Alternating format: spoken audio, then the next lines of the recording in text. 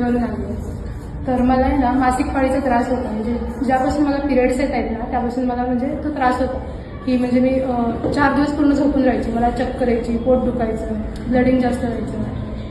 मी खूप सारे दवाखाने केले. म्हणजे लोक जे सांगतील त्या दवाखान्यात मी जायचे.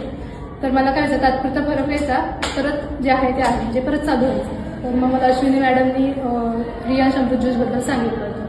पण माझं कसं झालेलं की मी आधी खूप दवाखाने केलेले, त्यामुळे माझा त्याच्यावर विश्वास नव्हता.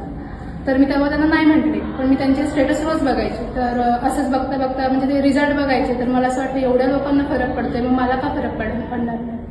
म्हणून मग मी त्यांच्याकडनं घेतलं अमृत ज्यूस आणि रियांश अमृत ज्यूस चालू केलं. त्यानंतर लगेच 2 महिन्यातच मला फरक पडला. म्हणजे जे मला चक्कर यायची ना ती थांबली. मी फक्त एका आजारासाठी घेतलेलं का आता मासिक पाळीचा त्रास होता, पण मी एका आजारासाठी घेतलं. पण माझे बाकीचे अनेक आजार होते ते पण बरे झाले. रोज सकाळी उठल्यावर मला चक्कर यायची, म्हणजे खूप थकवा यायचा, कोणतीच कामं मी करू शकत नव्हते. पण ते अमृत ज्यूस घ्यायला लागल्यापासून सकाळचा थकवा पण माझा पूर्णपणे गेला. तशीच मला सर्दी असायची रोज सकाळी, शिंका यायच्या उठल्या उठल्या.